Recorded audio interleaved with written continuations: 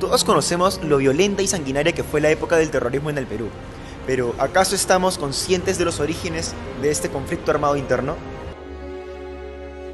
Todo inició en 1980 durante el inicio del segundo gobierno de Belaúnde. En el Perú se vivió una frágil integración y fragmentación entre la población. Las desigualdades sociales en el país llevaron a que se propagaran ideales comunistas en provincia. Sendero Luminoso empezó en zonas pobres y alejadas de la capital. Desarrollaron un grupo terrorista subversivo que se basaba en ideales maoístas de la época. Eran un grupo humano de dirigentes cerrados y unidos. Su organización se llevaba a cabo de manera silenciosa y ganaban influencia a través de la educación en Huamanga. La acción que marcó el inicio del terrorismo en el Perú fue cuando las ánforas electorales. Este fue un atentado a la democracia recién restaurada en el Perú. La revolución había empezado. Los ataques en Lima, simbólicos, mientras que Sendero Luminoso atacaba violentamente a la población y su bienestar. En 1981, Belaúnde declaró estos actos como ataques terroristas a fuerzas policiales para combatirlos, algo que más tarde sería un grave error. Sendero Luminoso avanzaba cada vez más. Ya tenía en su dominio varias regiones. Muchas muertes, como en Uchucracay, que destruyeron todo el pueblo. En Lucanamarca, 69 campesinos murieron por estar con el gobierno. Y muchas más masacres. Durante la presidencia de Fernando Belaúnde Terry, de 1980 a 1985, hubo una respuesta de las Fuerzas Armadas. El problema, no sabían cómo lidiar con los terroristas. Su estrategia era errónea. Usaban un manual de guerrillas clásicas del 65 para buscar a Sendero, pero no funcionaba porque los terroristas actuaban y se expandían de manera diferente. Entonces tuvieron que recurrir a más violencia, más matanza. Cuando entró el ejército, se elevaron las muertes de la población civil. Había una concepción errónea sobre los senderistas. Ponían en la misma bolsa a los izquierdistas con los terroristas. Pensaban que todos los ayacuchanos eran de Sendero Luminoso. La Comisión de la Verdad y Reconciliación, la cifra aproximada de muertes en el conflicto armado interno es de 69.280 personas. Y 26.259 de estas eran de Ayacucho. El porcentaje de muertes cometidas por el ejército y otros agentes del Estado es de 37,26% y solamente el ejército fue responsable del 28,73% de muertes y desapariciones. Resaltar que en 1983 surge el símbolo que perdura hasta el día de hoy, Mamá Angélica, tras el secuestro de su hijo. Ella representa a todas las personas que perdieron a un familiar en esta época de terror. También ocurre el asesinato de 8 periodistas en Uchucracay, Ayacucho, luego de 4 semanas del ingreso de las Fuerzas Armadas. Una ronda campesina los mató por miedo e ignorancia. Pensaron que eran terroristas. Eso causó mucho revuelo mediático. Alan García asumió la presidencia en 1985 hasta 1990. En 1986 ocurre un suceso sanguinario en las prisiones. Alan García militarizó los penales porque eran una zona de formación de terroristas. La violencia empieza a ascender.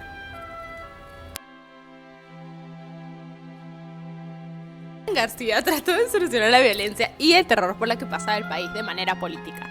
Su intento de lograr esto fue a través de una eliminación de las desigualdades estructurales en el Perú.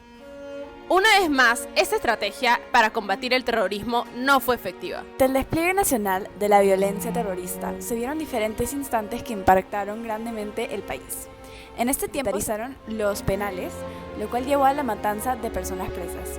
Además, hubo la masacre de 50 ayaninkas asesinados por Sendero Luminoso. Como estos, existieron numerosos atentados violentos que se caracterizaron por el inicio de la violencia en Lima. Sucedió la gran intervención en la casa de Monterrico de Sendero Luminoso, ejecutada por Dircote, sobre material terrorista que más tarde sería crucial para la captura de Abimael Guzmán.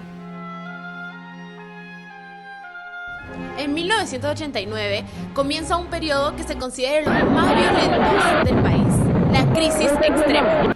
Durante este periodo se produjeron algunos de los ataques más emblemáticos de Sendero Luminoso. Este periodo también se caracteriza por un alto número de muertes y desapariciones, tanto por parte de Sendero Luminoso como por parte del Estado. Entre estos se encuentra el ataque a la calle Tarata en 1992 a causa de un coche bomba dejando a su paso 25 personas muertas y 155 heridas. Y otro ataque destacado, el que fue el al Canal 2 ese mismo año, donde murieron 3 personas. Sin embargo, no se puede reflexionar sobre este periodo en nuestro país sin mencionar al emblemático personaje de María Elena Moyano. María Elena Moyano fue una destacada líder política y social en Perú, conocida por su papel como teniente alcaldesa de Villa El Salvador y también presidenta de la Federación de Mujeres Por eso, de este mismo valiéndose distrito. de líder. Ella se centró en la lucha contra la pobreza y la violencia y se opuso firmemente a las tácticas terroristas del grupo Sendero Luminoso, siendo una de las principales mujeres en pronunciarse contra ellos. Sin embargo, estos finalmente la asesinaron un 15 de febrero de 1992, explotando su cuerpo durante una pollada. Su muerte provocó una gran respuesta popular, convirtiéndose en un símbolo de resistencia y valentía Para un país en la mejor. lucha por los derechos humanos Desde y la igualdad de género en nuestro país. Bienvenidos. Esta tarde nos encontramos con el antropólogo Renato Binda, el cual nos va a contar un poco cómo ha sido esta decaída del terrorismo en nuestro país. Buenas tardes, doctor Binda. ¿Qué nos puede contar acerca de este tema? Buenas tardes. Bueno, Sendero se debilitaba cada vez más y no logró sobrevivir con fuerza a las rondas campesinas del interior, que se hacían más fuertes y rechazaban con más fuerza a las fuerzas senderistas. Faltaba la conexión entre subcomités importantes y carecía de conexiones fuertes con el Guayaba. Guzmán tenía la capacidad de moverse en Lima, mas no con la facilidad del interior, ya que también había perdido conexión con Feliciano, el jefe de fuerzas en el interior. Sendero, prácticamente derrotado en el campo, se volvió más violento en Lima, al punto de aparentar tener el control sobre el país. Esto no fue más que una máscara para ocultar su cruda realidad. Había perdido su base más importante, el sector agrario. En este punto Sendero ya estaba dando manotazos de ahogado. Con las fuerzas que le quedaban realizó estos 2 atentados, al Canal 2 y a Tarata. Posterior a los atentados, Sendero se sentía más envalentonado. Sin embargo, poco después caería Abimael Guzmán. Haciendo lo que tiene acá. Así es. A nadie, así lo maten. Y si no muere, esto queda en los demás. Y eso nunca se va a borrar. Finalmente se avisaba la luz al final de este hediondo y oscuro túnel. Fue una bocanada de oxígeno para todo el Perú. La operación se bautizó como Operación Victoria y es considerada como la captura del siglo. En una casa ubicada en la urbanización Los Sauces 459 en Surquillo, se escondían Abimael y su cúpula. En esta casa habitaban una bailarina llamada Maritza Garrido Leca y su esposo, un arquitecto con ideologías comunistas. Después de la captura del camarada Gonzalo y las corrientes senderistas se fueron diluyendo paulatinamente y Fujimori fue reelegido como presidente. Cuando las aguas parecían calmadas, una nueva situación hizo que aparezcan tormentas. En el 17 de diciembre de 1996, un comando emerratista encabezado por Néstor Serpa Cartolini tomó por asalto la residencia del embajador japonés Morihisa Aoki. Esto ocurrió durante el cumpleaños del emperador Akihito, por lo que en la residencia había muchísima gente importante, diplomáticos, embajadores, políticos y empresarios. Muchos fueron liberados durante las primeras horas, sin embargo quedaron 72 cautivos. 4 meses después se llevó a cabo la operación Chavín de Huántar. Un comando militar logró rescatar a los rehenes. Lamentablemente fallecieron el magistrado Carlos Justi y 2 miembros del comando militar, y fueron abatidos todos los emerratistas.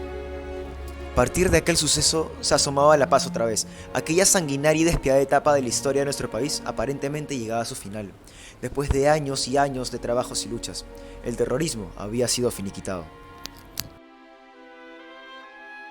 Definitivamente esta es una época muy difícil de aprender.